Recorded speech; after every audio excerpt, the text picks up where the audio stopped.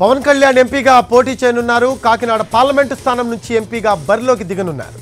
ఎంపీగా ఎమ్మెల్యేగా రెండు చోట్ల పవన్ పోటీ చేస్తారని కొన్ని రోజులుగా ప్రచారం జరిగింది. బీజేపీ పెద్దల సూచనతో ఎంపీగా పోటీ చేయనున్నారు పవన్ కళ్యాణ్. గతంలో పలుమార్లు కాకినాడ లోక్సభ నియోజకవర్గ నేతలతో సమావేశమైన పవన్ తన పోటీ విషయాన్ని చెప్పకుండానే నేతలను పరిస్థితిపై ఆరా తీశారు. కాకినాడ లోక్సభ పరిధిలో జనసేనకు బలమైన ఓటు బ్యాంక్ ఉంది అంటున్నాయి సర్వేలు. కాకినాడ పార్లమెంటు పరిధిలో 7 అసెంబ్లీ స్థానాలున్నాయి. కాకినాడ పార్లమెంటు పరిధిలో తుని, ప్రతిపాడు, అలాగే పిఠాపురం, కాకినాడ, జగ్గంపేట, పెద్దాపురం స్థానాలున్నాయి. పవన్ కళ్యాణ్ ఎంపీగా పోటీ చేయనున్నారు. దీనికి సంబంధించిన లేటెస్ట్ అప్డేట్స్ అందించడానికి మా AP input editor Chandrasekhar Vijayawada నుంచి లైవ్లో అందుబాటులో ఉన్నారు. చంద్రశేఖర్, పవన్ కళ్యాణ్ ఎంపీగా పోటీ చేయనున్నారు అని ఒక సమాచారం అయితే అందుతోంది. సో కాకినాడ పార్లమెంటు స్థానం నుంచి పోటీకి దిగే అవకాశం ఉంది అంటున్నాయి. సో కాకినాడని ఎందుకు పవన్ కళ్యాణ్ చూస్ చేసుకున్నారు అనే ప్రశ్న తలెత్తుంది. దీనికి సంబంధించి మీ దగ్గర ఉన్న లేటెస్ట్ అప్డేట్స్ ఏంటి?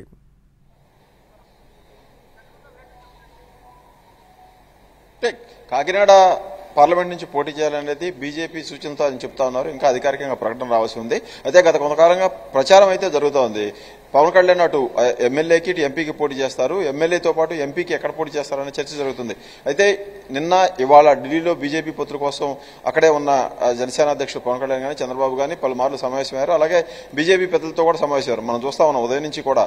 ఆ ఉదయం జరిగే సమావేశంలో బీజేపీ నాయకులు అధినాయకత్వం పవన్ కళ్యాణ్ ను కాకినాడ పార్లమెంట్ నియోజకవర్గం నుంచి పోటీ చేసిందిగా సూచించినట్టుగా తెలుస్తుంది. దాంతోనే పవన్ కళ్యాణ్ వ్యూహం మార్చుకున్నట్టుగా చెప్తా ఉన్నారు. ఎందుకంటే వాస్తవంగా చూసుకుంటే పవన్ కళ్యాణ్ సీఎం అవుతాడు, పవన్ కళ్యాణ్ కు సీఎం పదవిలో వాటా వస్తుంది, అధికారం కావాలి అనేది చాలా మంది మాట్లాడుకుంటా ఉన్నారు. ఆ పార్టీ డిమాండ్ కూడా అది. అయితే 24 అసెంబ్లీ సీట్లకు మాత్రమే జనసేన ఈసారి ఎన్నికల్లో పరిమితం అవుతున్న నేపథ్యంలో జనసేనకు ఆ 24 సీట్లలో వచ్చే సీట్లన్నీ, గెలిచే సీట్లన్నీ, పోయే సీట్లు అనేది తెలియదు కాబట్టి చంద్రబాబు నాయుడుకు ఆస్కారం ఇస్తూ, ముఖ్యమంత్రిగా ఆయనకు అవకాశం ఇస్తూ, ఇక్కడ ఎలాగో అవకాశం ఉండదు కాబట్టి పార్లమెంటుకు వెళ్లడం ద్వారా అటు కేంద్రానికి దగ్గరకు ఉండటం, కేంద్ర పార్టీ బీజేపీకి దగ్గరగా ఉండే అవకాశం పవన్ కళ్యాణ్కి ఉంటుంది. కాబట్టి పవన్ కళ్యాణ్ పార్లమెంటుకు పోటీ చేయాలని బీజేపీ సూచించడం, దానికి పవన్ కళ్యాణ్ అంగీకరించినట్టు చెప్తున్నారు. ఇక దీనికి సంబంధించి అధికారిక ప్రకటన అయితే రావాల్సి ఉంది. రఫీ, మొత్తంగా చూసుకుంటే కాకినాడ అటు టీడీపీ కానీ, ఇటు జనసేన కానీ, బీజేపీ కానీ ఈ 3 పార్టీల కూటమికి ఇది సేఫెస్ట్ సీటుగా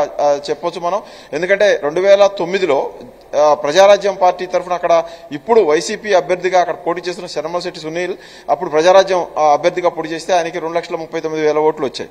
అలాగే 2014లో జనసేన మద్దతుతోటి టీడీపీ అభ్యర్థిగా పోటీ చేసిన తోట నరసింహం కూడా అక్కడ గెలిచిన పరిస్థితిని మనం చూసాం. 2019కి వచ్చేటప్పటికి 2019 ఎన్నికల్లో జనసేన విడిగా పోటీ చేసింది. జనసేన అభ్యర్థికి ఆ ఎన్నికల్లో 1,32,000 ఓట్లు వచ్చాయి. అదే ఎన్నికల్లో టీడీపీ అభ్యర్థిగా పోటీ చేసిన ఇదే చలమశెట్టి సునీలు 25,000 ఓట్లతోటి వైసీపీ అభ్యర్థి వంగాగీత మీద ఓడిపోయిన పరిస్థితి ఉంది. అంటే దాదాపు దగ్గర దాకా వచ్చారు. ఒక పార్లమెంట్ నియోజకవర్గంలో కేవలం 7 నియోజకవర్గాలు ఉంటే ఒకే ఒక చోట టీడీపీ నెగ్గింది. అది పెద్దాపురంలో నిమ్మకాయల చంద్రరాజప్ప, ఆయన ఒకడే గెలిచాడు ఆ 7 నియోజకవర్గంలో.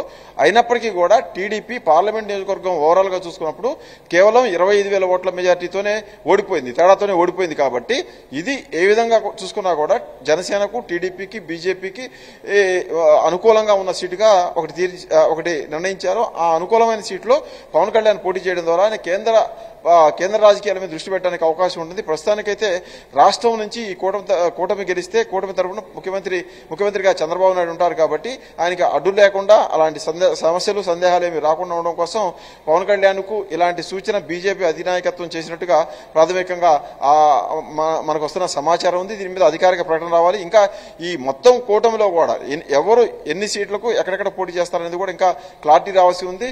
మొదట టీడీపీ, జనసేన అయితే ఒక ప్రకటన చేసేయి. జనసేనకు 24 అసెంబ్లీ సీట్లు, 3 పార్లమెంట్ సీట్లు ఇస్తా ఉన్నారు. తాజాగా వస్తున్న సమాచారం ప్రకారం చూస్తే జనసేనకు 2 సీట్లు మాత్రమే పార్లమెంటు పోటీ చేయడానికి అవకాశం ఉంటుందని చెప్తున్నారు. దీనికి సంబంధించి ఇంకా అధికారిక ప్రకటన అయితే రాలేదు. 3 కలిసి పోటీ చేయాలని అయితే నిర్ణయం తీసుకున్నట్టుగా టీడీపీ వైపు నుంచి ప్రకటన అయితే వచ్చేసింది. అయితే ఈ ప్రకటనలో భాగంగా ఎవరు ఎన్ని సీట్లకు పోటీ చేస్తారనే చర్చ అయితే జరుగుతూ ఉంది. ఇప్పటికీ 24 అసెంబ్లీ సీట్లు జనసేనకి ఇచ్చారు కాబట్టి ఇంకొక 6-7 సీట్లు అసెంబ్లీ సీట్లు బీజేపీకి ఇస్తారు. 30-31 బీజేపీకి అవుతాయి. ఇక 145 సీట్లలో టీడీపీ అభ్యర్థులే పోటీలో ఉంటారనేది మనకు అందుతున్న సమాచారం. మొత్తానికి గత కొన్ని రోజులుగా టీడీపీ, బీజేపీ మధ్య, అలాగే జనసేన, ఈ 3 పార్టీల మధ్య జరుగుతున్న ఈ పొత్తుల చర్చలకు సంబంధించి ఎప్పుడు ఎండు కార్డు పడుతుంది, శుభం పడుతుందని అందరూ ఎదురు చూశారు. అయితే ఈ రోజు ఈ చర్చలకు, ఈ పొత్తుల అంశానికి తెరపడింది. సీట్ల పంపకం మీద 3 పార్టీలకు క్లారిటీ వచ్చింది. వీటిల్లోనే అనూహ్యమైన నిర్ణయం ఏంటంటే కాకినాడ నుంచి పార్లమెంటు ఎన్నికల్లో పవన్ కళ్యాణ్ పోటీ చేయాలని నిర్ణయం తీసుకోవటం. అది సేఫెస్ట్ సీట్ గా ఉంది. ఇక్కడ ప్రధానంగా మనం చూడాల్సిన అంశం కూడా ఇంకోటి ఉంటుంది రఫీ.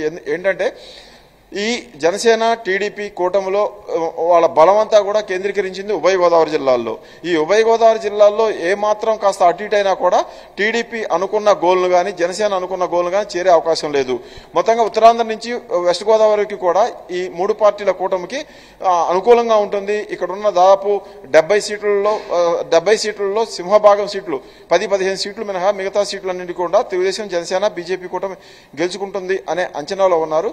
ఆ అంచనా ప్రకారం చూసుకొని ఇక్కడ ఈస్ట్ గోదావరిలో కానీ వెస్ట్ గోదావరి ఈ ఉమ్మడి జిల్లాల్లో ఎక్కడా కూడా ఈ కాంబినేషన్ లో ఉన్న సీట్లు పోకుండా ఉండడం కోసం వీళ్ళంతా కూడా ప్రయత్నం చేస్తున్నారు. ఎందుకంటే అదే సమయంలో వైసీపీ కూడా తీవ్ర ప్రయత్నాలు చేస్తుంది. ఈస్ట్ వెస్ట్ లో ఈ టీడీపీ జనసేన కూటమికి సంబంధించిన బలం ఏదైతే ఉందో దాన్ని విచ్ఛిన్నం చేయడానికి చూస్తుంది. కాపు ఓటు బ్యాంకు ప్రధానంగా పవన్ కళ్యాణ్ చుట్టూ ఉంది. పవన్ కళ్యాణ్ ఎటుంటే ఆ ఓట్ బ్యాంక్ అటు ఉంటుంది కాబట్టి ఆ ఓట్ బ్యాంక్ అంతా ఒక పక్కకు చేరింది. సాంప్రదాయబద్ధంగా టీడీపీకి ఉండే ఓట్ బ్యాంక్ ఇంకో పక్క ఉంది. ఇలా ఈ 2 ఓట్ బ్యాంకులు కలిసినప్పుడు వైసీపీ దెబ్బతినకుండా ఉండడం కోసం వైసీపీ చేస్తున్న ప్రయత్నాలు ఏంటంటే బీసీ నినాదం తీసుకుంది. అక్కడ ప్రధానంగా బలీయంగా ఉండే శెట్టి బల్జలకు ప్రాధాన్యత ఇస్తుంది. ఎంపీ సీట్ల విషయంలో కానీ ఎమ్మెల్యే సీట్ల విషయంలో కానీ బీసీ అనే నినాదాన్ని వైసీపీ తీసుకుంది. రాజమండ్రి ఎంపీగా ఉన్న భరత్ని తీసుకొచ్చి రాజమండ్రిలో ఎమ్మెల్యేగా పోటీ చేస్తా ఉన్నారు. అలాగే రామచంద్రపురంలో ఎమ్మెల్యేగా ఉండి మంత్రిగా ఉన్న చెల్లుబోయిన వేడిని కూడా తీసుకొచ్చి రాజమండ్రి రూరల్లో పోటీ చేపిస్తా ఉన్నారు. అలాగే శెట్టి బల్జ సామాజిక వర్గానికి సంబంధించిన అభ్యర్థిని తీసుకొచ్చి రాజమండ్రి ఎంపీ సీటుకు పోటీ చేపిస్తున్నారు. అలాగే నర్సాపురంలో కూడా అదే స్ట్రాటజీని వైసీపీ ఫాలో అవుతోంది. అలాగే ఏలూరులో కూడా మంత్రి నాగేశ్వరరావు కొడుకుని తీసుకొచ్చి అక్కడ యాదవ్ సామాజిక వర్గానికి సంబంధించిన మంత్రి నాగేశ్వరరావు కొడుకుని తీసుకొచ్చి ఏలూరులో పోటీ చేపిస్తుంది. అంటే కౌంటర్ ఇస్తా ఉంది వైసీపీ.